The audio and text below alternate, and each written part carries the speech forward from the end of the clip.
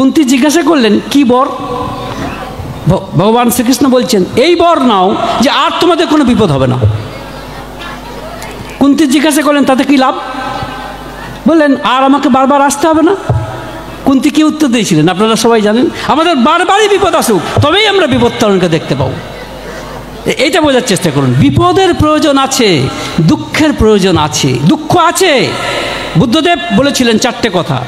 দুঃখ আছে, দুঃখের কারণ আছে, দুঃখ থেকে পার পাওয়ার উপায় আছে, দুঃখের নিবৃত্তি আছে এবং নির্বাণ লাভ সম্ভব। এই চারটের উপরেই বৌদ্ধ ধর্ম জারি আছে। ঠাকুর অনুকূলচন্দ্র সেই একই কথা বলছেন যে তুমি চেষ্টা করো এটা। এবং শেষ কথা এইটাই বলে আমাদের শেষ করব যে ঠাকুর আধ্যাত্মিক জগতের শেষ কথা, চূড়ান্ত কথা বলেছেন তার স্ত্রীকে লেখা একটি চিঠিতে। আজকে আমি সকালে সেটা বলছিলাম, কিন্তু সেটা আবার রিপিট করছি। কেন রিপিট করছি?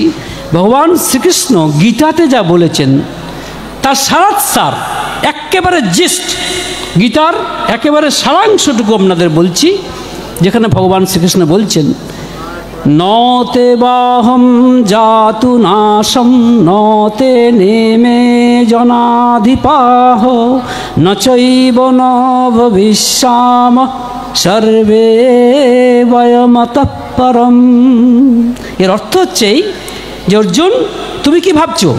তুমি ভাবছো যে তোমার আত্মীয় স্বজন মাস্টারমশাই এদেরকে তুমি যদি তীর দিয়ে হত্যা করো তাহলে এরা থাকবে না, এদের কোনো অস্তিত্বই থাকবে না। ভুল। এরা ছিল, এরা আছে, এরা থাকবে। তার কারণ দেহ নষ্ট হবে কিন্তু চিরন্তন সত্তা হিসাবে আত্মা থেকে যাবে। ভগবান শ্রীকৃষ্ণ এই তত্ত্বটাই, অমৃতত্বটা আমাদের পরিবেশন করে গেলেন গীতার মাধ্যমে। এই তত্ত্বেরই আরও বিবর্ধিত কথা, আরও ডিটেলস কথা গীতার অন্যান্য অংশে ভগবান শ্রীকৃষ্ণ বলেছেন। একটি অপরিবর্তনীয় সত্তা, একটি চিরন্তন সত্তা আছে। ঠাকুর অনুকূলচন্দ্র তাঁর স্ত্রীকে, সদ্য বিবাহিতা স্ত্রী পূজনীয়া বড়মা, বিবাহের পরে বাপের বাড়িতে গেছেন। সেই সময় বড়মা একটি চিঠি লিখেছিলেন ঠাকুরকে। ঠাকুর তার উত্তর দিচ্ছেন। আমি এই প্রসঙ্গে বলতে চাই, আমি পূজনীয়া বড়মাকে এই অবসরে প্রণাম জানাই। কারণ যদি বড়মা এই চিঠিখানি না লিখতেন তাহলে ঠাকুর এই চিঠির উত্তর হয়তো দিতেন না। কারণ ঠাকুর নিজের থেকে চিঠি লিখতেন এটা সম্ভবত আশা করা যায় না। তাই এখন তিনি এত ব্যস্ত। এই চিঠিটি তিনি লিখেছেন। কি লিখছেন? এই চিঠিটাতেই ওই গীতার শেষ সারাংশ বলেছেন। চিঠিটা লিখছেন, এই সম্বোধন করছেন কল্যাণীয়াসু। আচ্ছা বলতে পারেন কেন কল্যাণীয়াসু বললেন? আমরা কি লিখি? আমরা আমাদের স্ত্রীকে যখন বাপের বাড়ি গেছে আমরা কি লিখতাম বলুন তো? প্রিয়তমা বা এই জাতীয় কথাবার্তা, বা সেও লিখত প্রিয় আমার বা এই জাতীয়। আমি জানি না, মানে এটা তো প্রেমপত্র। কিন্তু ঠাকুর লিখছেন কল্যাণীয়াসু। কেন বলুন তো? জানেন? ভেবে বলতে পারেন? এটা শাস্ত্রসম্মত, এটাই ধর্মসম্মত। কেন? কারণ ঠাকুর হচ্ছেন পূজনীয় বড়মার পতি। পতি আর পিতা দুটোই একই ধাতুগত অর্থ থেকে এসেছে, একই অর্থ। পিতা তার কন্যাকে, পুত্রীকে, তার সম্পর্ক হচ্ছে স্নেহের সম্পর্ক। ঠিক তেমনি পতির সঙ্গে পত্নীর সম্পর্ক স্নেহের সম্পর্ক। পিতা যেমন তার কন্যাকে লিখতে গিয়ে কল্যাণীয়াসু লেখে, পতিও তেমনি তাকে কল্যাণীয়াসুই লিখবে। এটাই নিয়ম। তফাৎ শুধু একটাই, তার সাথে সেক্সুয়াল রিলেশন হয়, কন্যার সাথে হয় না। শাস্ত্রসম্মত। তাই ঠাকুর লিখছেন কল্যাণীয়াসু। তারপরের কথা দুটি লিখছেন, তোমার সুধামাখা পত্রখানি পাইয়া যে কত কিরূপ আনন্দিত হইলাম তাহা এই সামান্য পত্রে আর কিরূপভাবেই জানাইব। এই দুটি কথাই যথেষ্ট দাম্পত্য জীবনের মধুরতাকে প্রকাশ করার জন্য। তারপরের কথাটা তিনি বলছেন আধ্যাত্মিকতার চূড়ান্ত কথা বলছেন, সংসার নিত্য নূতন, আজ যাহা দেখিতেছ কাল তাহা দেখিবে না। ভাবিয়া দেখো তুমি এবং আমি গতকাল কেমন ছিলাম, আজ আবার কেমন হইয়াছি।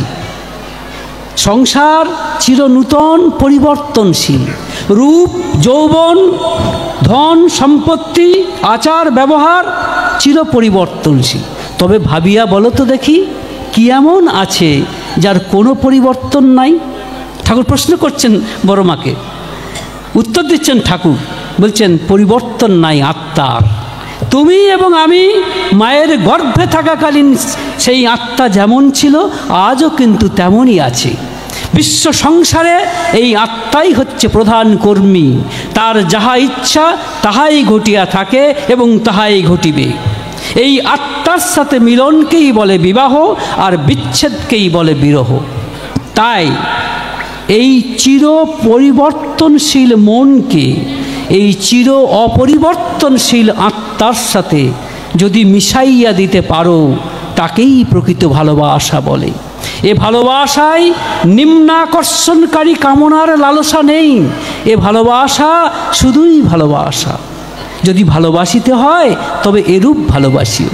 আরও কথা আছে, এই কথা তাহলে জিনিসটা কি দাঁড়ালো? ঠাকুর কি বললেন? যা দেখছেন সব পরিবর্তনশীল। আজকের নারায়ণগঞ্জ আর 10 বছর আগেরকার নারায়ণগঞ্জ কি এক আছে? বাইরে পরিবর্তন হয়েছে, এ তো বাইরের পরিবর্তন, আমার ভিতরের পরিবর্তন হয়নি। আমি সেই 6 বছরের অমলানন্দ চ্যাটার্জি আর আজকে 66 বছরের অমলানন্দ চ্যাটার্জি কি এক আছি? আমার দেহ পরিবর্তন হয়েছে, চুল পেকে গেছে, তাহলে দেহেরও পরিবর্তন আছে, আমার মনেরও পরিবর্তন আছে, কিন্তু একটা কিছু আছে যার কোনো পরিবর্তন নেই। ঠাকুর বলছেন যে সেই অপরিবর্তনীয় সত্তাটা হচ্ছে কে? আত্মা। এবার আত্মা কে আমরা তো জানি না, আত্মা কী জিনিস আমরা জানি না, কিন্তু মনে রাখবেন আত্মার সাকার রূপ হচ্ছেন পুরুষোত্তম। তিনি আমার মধ্যে জীবন হরিরূপে বিরাজ করছেন বলেই আমি বেঁচে আছি। এই প্রসঙ্গে আমার এই কথাটা না বললেই নয়। কুষ্টিয়ার কুমুদবন্ধ বিশ্বাস তিনি যে গানগুলি লিখেছেন ঠাকুরকে নিয়ে, অনুভূতি ছাড়া এই গান লেখা যায় না। তিনি লিখছেন, এসো অনুকূল চন্দ নয়নানন্দ জীবেরও জীবন হরি। তিনি যদি জীবন হরিরূপে আমার মধ্যে না উপস্থিত থাকতেন, আমি আপনাদের সঙ্গে কথা বলতে পারতাম না। যে মুহূর্তে আমার জীবন হরি এই দেহ থেকে বিতাড়িত হবেন, সেই মুহূর্তে আমি আর নেই। তাই আমার জীবন হরিরূপে আত্মার উপরে রয়েছেন পুরুষোত্তম। তা ঠাকুর কি বলছেন? এই চির পরিবর্তনশীল মনকে যদি চির অপরিবর্তনশীল আত্মার সাথে, মানে আমার এই মনকে যদি চির অপরিবর্তনীয় শ্রী ঠাকুর অনুকূলচন্দ্রের বড় তনুরূপ চরণে মিশাইয়া দিতে পারি, তাকেই বলে বিবাহ, সেটাই মিলন। যে মুহূর্তে আমি ঠাকুরের সঙ্গে বিচ্যুত হচ্ছি সেটাই বিরহ। তাই ঠাকুর বলছেন চেষ্টা করো, ভালোবাসিতে যদি হয় তাহলে চেষ্টা করো চির পরিবর্তনীয় মনকে চির অপরিবর্তনীয় আত্মার সাথে মিশিয়ে দিতে, তাকেই বলে ভালোবাসা।